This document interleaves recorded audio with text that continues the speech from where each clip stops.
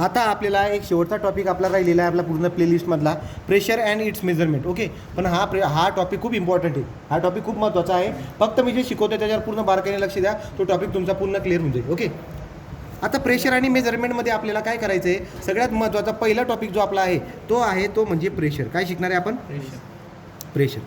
Pressure ही काय term झाली बरं का. काय असतं, कधी आपण जर बघायला गेलो तर आपण काय करतो, एखादी समजा ही भिंत आहे, त्या भिंतला आपण जर का ढकलतोय, तुमच्या लक्षामध्ये येईल की ही भिंत आणि आपण जो फोर्स लावला, याला फोर्स शब्द वापरतो मी, या भिंतीवरती जो मी फोर्स लावलेला आहे हे एकमेकांना परपेंडिक्युलर आहे. काय एकमेकांना?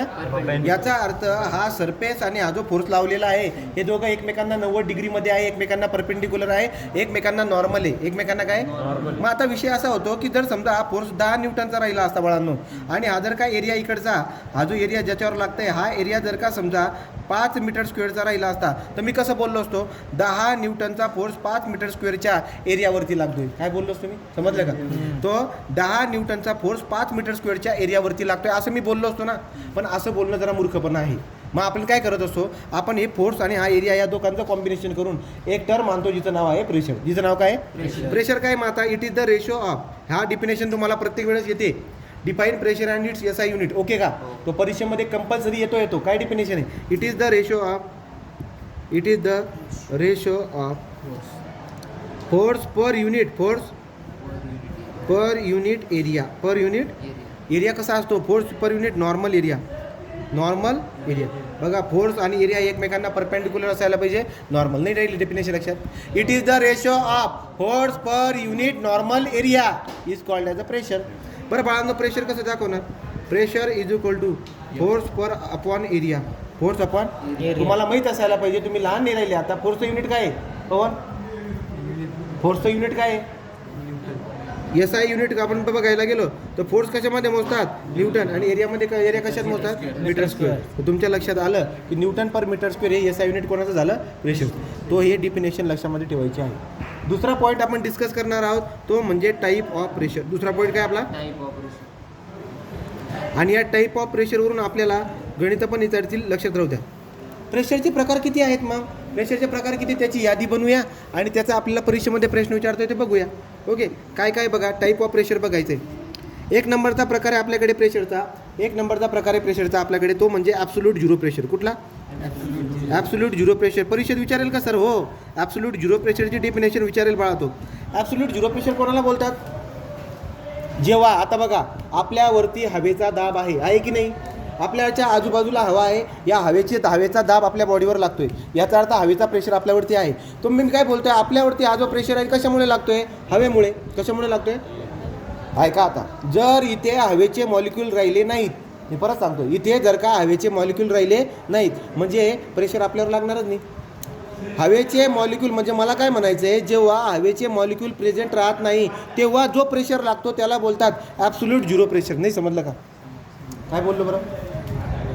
तर आपण कसं लिहिणार बघा, ॲब्सोल्यूट झिरो प्रेशरला कसं लिहिणार? इट इज द प्रेशर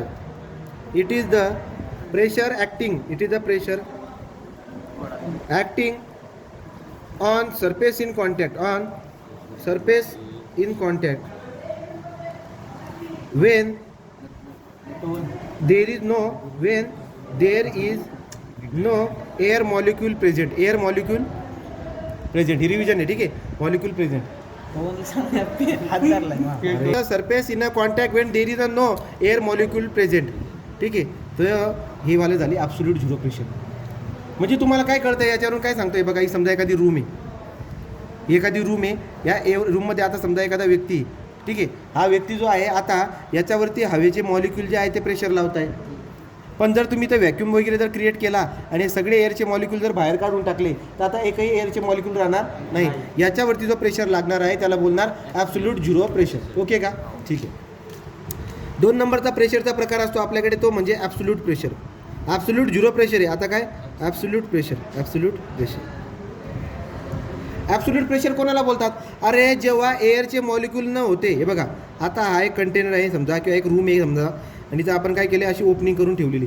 आता इथे एक माणूस आहे, एअरचे मॉलिक्यूल बिलकुल पण नाही आहेत, तेव्हा त्याच्यावरती जो लागणारा प्रेशर असणार आहे तो कोणता असणार आहे? Absolute zero pressure. बरोबर का? आता बघा, आता काय आहे की जेव्हा एअरचे मॉलिक्यूल जेव्हा बिलकुल पण नाही आहेत, आहे का, तेव्हा त्याला बोलतो आपण ॲब्सोल्यूट झिरो प्रेशर. पण जर मी या ओपनिंगमधून एअर जर का ॲड करत गेलो तर थोडे थोडे एअरचे मॉलिक्यूल आता आले, एअरचे मॉलिक्यूल आले तर थोडाफार प्रेशर पण लागेल की नको, आलं की नाही. तर मग आता या मुवमेंटला, आता मी दरवाजा इथून बंद करून दिला, या मुवमेंटला एअर मॉलिक्यूल थोडेफार आलेले आहेत, आता काही ना काही प्रेशर असेल की नको, आलं की नाही. तो ॲब्सोल्यूट झिरोपासून थोडे थोडे मॉलिक्यूल ॲड केल्यावर आता प्रेशर वाढत पण जाईल. मग या पॉईंटला आता प्रेशर किती आला त्याला बोलतात ॲब्सोल्यूट प्रेशर. नाही समजलं. तो तुमच्या लक्षामध्ये काय येईल की सुरुवातीला कंडिशन अशी होती, रूममध्ये एअरचे मॉलिक्यूल नव्हते तेव्हा प्रेशर किती होता, 0 न्यूटन पर मीटर स्क्वेअर. पण हळूहळू एअरचे मॉलिक्यूल ॲड केल्यानंतर प्रेशर पण वाढत जाईल ना, मग त्या प्रेशरला काय नाव देणार तुम्ही, त्याला बोलणार ॲब्सोल्यूट प्रेशर. तो एका पर्टिक्युलर पॉईंटला एअरच्या मॉलिक्यूलमुळे प्रेशर किती आला आहे, तो it is the type of the pressure, it is the type of pressure, it is the type of the pressure measured from कुठून मोजतात त्याला, it is the type of pressure measure from absolute zero pressure. Absolute zero pressure म्हणजे absolute zero प्रेशरच्या पुढं मोजताय तुम्ही, त्याच्यावरती, ठीक आहे. तो it is the type of the pressure measure from the absolute zero pressure due to presence of air molecule, due to presence of air molecule. कळालं का नाही समजलं बाळांनो. एअर मॉलिक्यूलच्या प्रेशरमुळे एखाद्या पर्टिक्युलर पॉईंटला आता किती प्रेशर आला त्याला बोलतो आपण काय, absolute zero pressure, absolute pressure. तो ॲब्सोल्यूट झिरो प्रेशर झाला. ॲब्सोल्यूट प्रेशर ही दुसरी कन्सेप्ट शिकवली. हा प्रेशरचा दुसरा प्रकार आहे. तिसरा प्रकार आता आपण बघायला जाणार आहोत. तो तिसरा प्रकार आपल्याकडे आहे. आता तिसरा प्रकार थिअरीमध्ये हे सगळं विचारणार आहे. तो ॲब्सोल्यूट झिरो प्रेशर काय आहे, ॲब्सोल्यूट प्रेशर काय आहे, कळालं का. तो ॲब्सोल्यूट प्रेशर कोणाला बोलतात, काय बोलायचं, it is the pressure acting on the surface in contact at particular time, अरे कुठल्या बी टाईमला किती प्रेशर लागला एअर मॉलिक्यूलमुळं त्याला काय बोलतात, ॲब्सोल्यूट प्रेशर. नाही समजणार का. तिसरा घ्या. तिसरा आहे positive gauge pressure. Positive gauge pressure हे बघा तुम्हाला असं सांगतो, तो गेज प्रेशर शिकवतो. काय शिकवतो, तिसरा प्रकार आहे आपल्याकडे गेज प्रेशर. बाळांनो गेज प्रेशर आहे, काही पोरं त्याला गॉच बोलतात, ठीक आहे. तुझे शब्द काय, गेज प्रेशर. काय तो गेज प्रेशर, तो गेज प्रेशर. गेज प्रेशर कोणाला बोलतात, गेज प्रेशर कोणाला बोलतात. हे गेज प्रेशर शिकवण्याच्या अगोदर मला अजून एक प्रेशर शिकवायला पाहिजे तुम्हाला, तो म्हणजे ॲटमॉस्फेरिक प्रेशर. कुठला, म्हणजे आपण गेज प्रेशरला चौथा आकडा देऊ, पण तिसरा आकडा आपल्याला काय शिकवावा लागेल, ॲटमॉस्फेरिक प्रेशर. Atmospheric pressure. हे बघा बाळांनो, एक रूम आहे, या रूममध्ये एक व्यक्ती आहे, एअरचे मॉलिक्यूल बिलकुल पण प्रेझेंट नाही. कुठल्या प्रकारचा प्रेशर असणार, ॲब्सोल्यूट झिरो प्रेशर. थोडे थोडे एअरचे मॉलिक्यूल ॲड करत गेलो, प्रेशर वाढत गेला. एअरचे मॉलिक्यूल ॲड करत गेलो, प्रेशर वाढत गेलो. एअरचे मॉलिक्यूल ॲड करत करत अशा पॉईंटला आलो की या माणसावरती प्रेशर किती लागतोय, 10, 13, 25 न्यूटन पर मीटर स्क्वेअर. कळलं का. याचा अर्थ आता ॲब्सोल्यूट प्रेशर आहे. मग जेव्हा absolute pressure 10, 13, 25 newton per metre square होऊन जाईल, याचा अर्थ त्या माणसावरती एक ॲटमॉस्फेरिक प्रेशर लागला असे बोलावे, असे बोलावे. तो काय बोलणार, it is the absolute pressure. काय हा ॲटमॉस्फेरिक प्रेशर काय आहे, absolute. So it is the absolute pressure acting on surface in contact, acting on surface in contact. It is the absolute pressure acting on surface in contact of magnitude किती, of magnitude 10, 13, 25 newton per metre square due to air molecule. अशी definition मनाने तयार करून टाकली मी, कळलं का. तो it is the absolute pressure acting on the surface in a contact of magnitude 10, 13, 25 newton per metre square due to air molecule. आपल्या मनाने लिहा ना तुम्ही. काय झाली, atmospheric pressure 1 number, absolute zero pressure 2 number, absolute pressure 3 number, atmospheric. आता gauge pressure बाळा, gauge pressure कोणाला बोलतात. अरे मी आता बसलेलो आहे, ओके का, मी इथं बसलेलो आहे, माझ्यावरती 10, 13, 25 न्यूटन पर मीटर स्क्वेअर एवढा प्रेशर लागतो. याला काय बोलतात, याला बोलतात ॲटमॉस्फेरिक प्रेशर. माझ्यावर काय लागतोय, ॲटमॉस्फेरिक प्रेशर. बिल्डिंग काय, ठीक आहे, ॲटमॉस्फेरिक प्रेशर माझ्यावर लागतो, ठीक आहे. आता गेज प्रेशर कोणाला बोलतात, ॲटमॉस्फेरिक प्रेशरला. तुम्ही समजा आता विचार करा, आपल्यावरती हवेचा प्रेशर आहे त्याला ॲटमॉस्फेरिक प्रेशर आपण बोलतो. म्हणजे 10, 13, 25 न्यूटन पर मीटर स्क्वेअर एवढा ॲब्सोल्यूट प्रेशर आपल्यावरती या सेकंदाला इथं आहे, बरोबर का. पण विचार करा, हवा मोजायची एक मशीन आपल्याकडे असते, टायरचा प्रेशर मोजायची आहे का, पण त्याच्यामधला काटा जर बघायला गेला तर तो काटा कितीवर असतो, 0वरती. याचा अर्थ आपल्यावरती ॲटमॉस्फेरिक प्रेशर आहे, पण ते काठावरती दाखवतो का नाही आहे, तो ॲटमॉस्फिरिक प्रेशरला 0 वाचतोय. काय समजतो तो? मग याचा अर्थ असा आहे की ॲटमॉस्फिरिक प्रेशरला 0 पकडून त्याच्या वरती किंवा त्याच्या खाली जो प्रेशर मोजतात त्याला बोलतात गेज प्रेशर. नाही समजलं का रे? The pressure which is measure from the atmospheric pressure above or below, above or below, त्याला बोलतात ॲटमॉस्फिरिक प्रेशर. नाही समजलं? अरे बाळांनो, ॲटमॉस्फिरिक प्रेशरच्या वरती किंवा ॲटमॉस्फिरिक प्रेशरच्या खाली जो प्रेशर मोजतात त्याला गेज प्रेशर बोलतात, किंवा ॲटमॉस्फिरिक प्रेशरला 0 पकडून त्याच्या वरती किंवा त्याच्या खाली जो प्रेशर पकडतात किंवा जो प्रेशर मोजतात त्याला काय बोलतात? Gauge pressure. समजतंय का? आणि असे गेज प्रेशर 2 प्रकारचे आहेत, पॉझिटिव्ह गेज प्रेशर, निगेटिव्ह. जर ॲटमॉस्फिरिक प्रेशरच्या वरती मोजत असणार म्हणजे 10, 13, 25 न्यूटन पर मीटर स्क्वेअर पेक्षा जेवढं जास्त असेल ते पॉझिटिव्ह गेज प्रेशर. 10, 13, 25 पेक्षा जर कमी असेल तर जेवढ्याने कमी असेल त्याला बोलतात निगेटिव्ह गेज प्रेशर. आणि निगेटिव्ह गेज प्रेशरलाच बोलतो आपण व्हॅक्यूम प्रेशर. काय बोलतो आपण? लक्षात घ्या, 4 मार्काला थिअरी प्रश्न येईल. हा थिअरी येते ना तुम्हाला, थिअरी करायची. चला, तो गेज प्रेशर कोणाला बोलतात? It is the pressure, it is the pressure measure from, it is the pressure measure with reference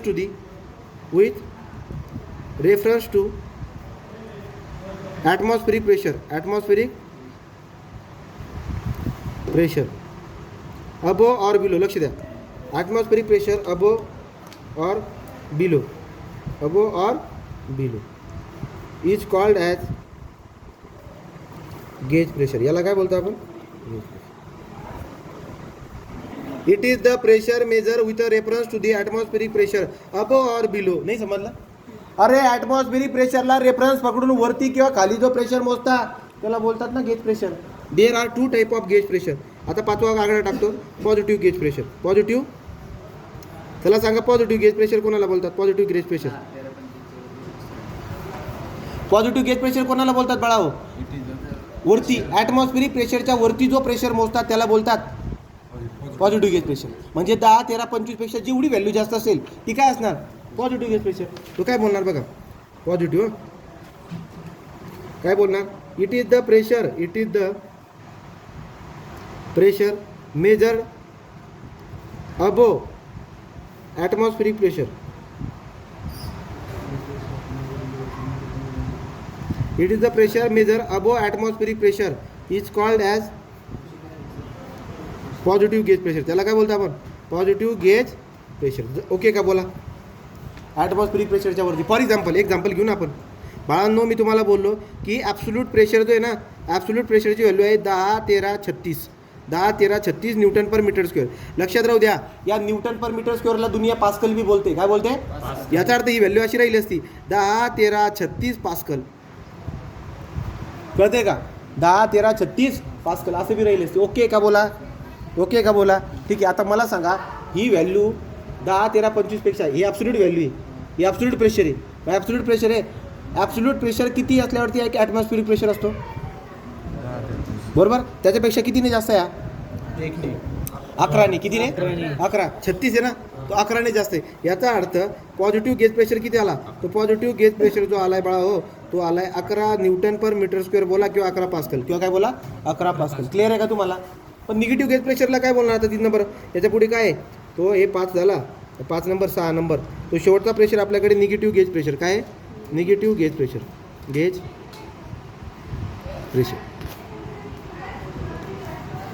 negative gauge pressure काय असतो बाळांनो? निगेटिव्ह गेज प्रेशर जर तुम्ही बघायला गेलं तर काय बोलता येईल? ॲटमॉस्फिरिक प्रेशरच्या खाली जो प्रेशर मेजर केला जातो त्याला बोलतात negative gauge pressure. The pressure which is measure below atmospheric pressure is called as negative gauge pressure. Negative gauge pressure is also called as vacuum pressure. तो बघा, the pressure measure below atmospheric pressure. The pressure measure below atmospheric pressure is called as negative pressure. त्याला काय बोलतात? Negative gauge pressure. Negative. पण बाळांनो, negative gauge प्रेशरला काय बोलता? Vacuum pressure. इथं तसं लिहायचं आहे. Negative gauge pressure is also called as negative gauge pressure is 101% येणार उद्या. 101%. Negative gauge pressure is also called as पूर्ण सर. हो, negative gauge pressure is also called as vacuum pressure.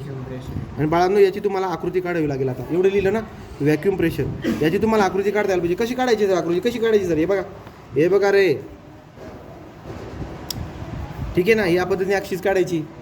तुमच्या लक्षामध्ये येईल की ही जी खालची ॲक्सिस आहे हिला बोलतात ॲब्सोल्यूट झिरो प्रेशर. हिला काय बोलतात? ॲब्सोल्यूट झिरो प्रेशर आहे. एअरचे मॉलिक्यूल वाढत जातील, प्रेशर वाढत जाईल. प्रत्येक पॉईंटला जो प्रेशर असतो त्याला काय बोलतो आपण? ॲब्सोल्यूट. म्हणजे ही जी ॲक्सिस आहे ना वरची, ही काय? ही आहे ॲब्सोल्यूट प्रेशरची. कशाची? Absolute pressure. कळतंय का नाही? अरे ही आहे ॲब्सोल्यूट झिरो प्रेशर, ही आहे ॲब्सोल्यूट प्रेशर.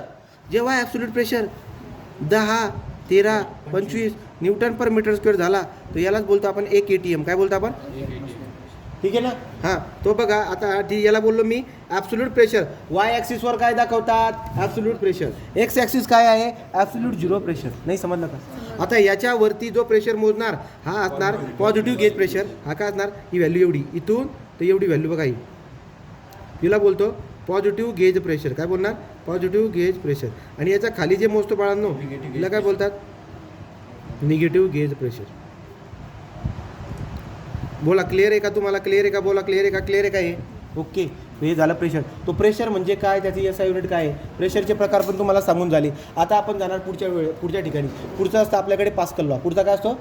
तर मग पास्कल लॉ बघून टाकू, त्याच्यानंतर हायड्रोस्टॅटिक लॉ बघू आणि त्याच्यावरची न्यूमेरिकल सॉल्व्ह करू आणि मग मेजरमेंटकडे जाऊ. तो एकदम स्टेप वाईज जाऊ आपण. ठीक आहे. तर बघा बरं, आता मला तुम्हाला शिकवायचं आहे पास्कल लॉ. काय शिकवायचं आहे? अरे बाळांनो, असं झालं नाही कधी की पास्कल लॉ विचारला नाही. पास्कल्स लॉ काय आहे? Pascal law. पास्कल काय बोलतो? पास्कल जो आहे फ्लूइड मेकॅनिक्सचा फादर आहे जवळपास. ठीक आहे. तो पास्कल काय आहे? फ्लूइड मेकॅनिक्सचा फादर आहे जवळपास. ओके का? याने काय सांगितलं? पास्कलचा लॉ काय? जेव्हा हायड्रोस्टॅटिक कंडिशन असते, पाणी जेव्हा शांत राहतं ना बाळांनो, पाणी जेव्हा शांत राहतं ना तर कुठल्या पण पॉईंटवरती, पाण्याच्या कुठल्या पण पॉईंटवरती सगळ्या बाजूंनी प्रेशर सारखा लागतो. काय बोललो मी तुम्हाला? कुठं? In hydrostatic condition. काय बोलायचं? In hydrostatic condition. लक्षात घ्या, हायड्रोस्टॅटिकची डेफिनेशन विचारेल तो काय बोलणार? Study of the water under rest condition.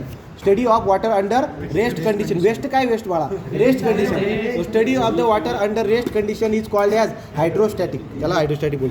In hydrostatic condition the pressure exerted at a point. Pressure intensity म्हणा. Pressure intensity at a point in all direction remain same. remain काय meaning झाला याचा meaning असं झालं बाळा हो, ही layer टॉपचा इथला point घेतला. अरे इकडून जो प्रेशर लागतो PX आहे, इकडून लागणारा काय? PY आहे, इकडून लागणारा काय? PZ आहे. याचा अर्थ PX बराबर PY बराबर PZ. Pascal law. हा काय? Pascal law. याचं ॲप्लिकेशन कुठे आहे? तुम्हाला ॲप्लिकेशन पण विचारतोय. Application of pascal law. Application of pascal law काय बाळांनो याचं ॲप्लिकेशन? तो ॲप्लिकेशन कुठे कुठे? हायड्रोलिकचे जेवढे पण हे असतील, hydraulic machine, hydraulic press, hydraulic pump, jack. ठीक आहे ना, आठवतं का?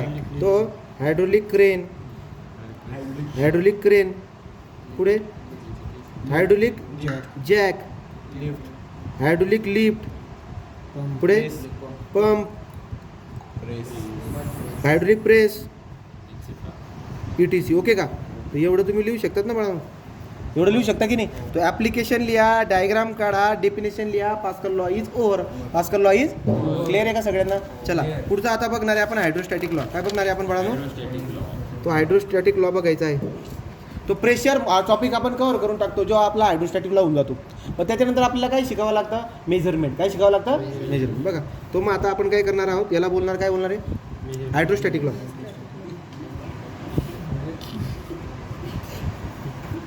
हायड्रोस्टॅटिक लॉ काय असतो?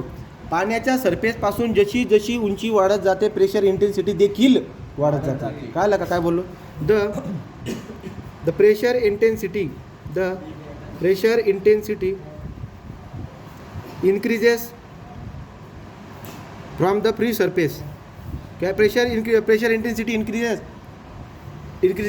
as depth increases. Pressure intensity increases as depth increases from free surface. Depth increases from free surface of water. Free surface of liquid. Liquid म्हटल्यावरती generally water. Clear आहे का? बोला. अरे पाण्याची उंची वाढल्यावरती प्रेशर वाढत जातो बाळा हो. हे बघा, हे समजा टॉप सरफेस आहे, तुम्ही जसं खाली जाणार ना प्रेशर पण काय होणार आहे? हा बघा प्रेशर डायग्राम दाखवतो. वाढणार या पद्धतीने.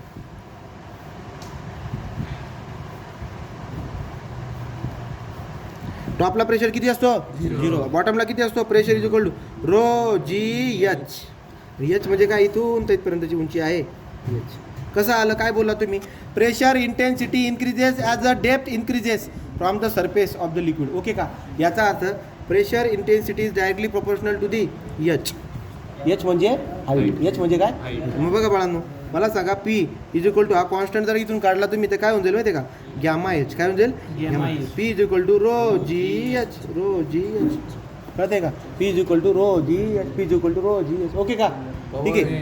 आता हा प्रेशरचा युनिट माहिती आहे तुम्हाला न्यूटन पर मीटर स्क्वेअरमध्ये मोजतात बाळांनो. तो रो माहिती आहे जी माहिती आहे एच करून टाका मल्टिप्लाय त्याला तुम्हाला प्रेशर भेटून जाईल ना. तो प्रेशरचा फेमस फॉर्म्युला आहे काय हा रो जी एच. ओके पुढे जर आपण बघायला गेलो तर pressure is equal to rho G H किंवा pressure is equal to gamma H या पद्धतीने तुम्ही दुसरा फॉर्म्युला बनवलेला आहे. कारण याच्या अगोदर प्रेशरचा फॉर्म्युला का होता आपल्याकडे p is equal to pressure is equal to force upon area. आठवतं चला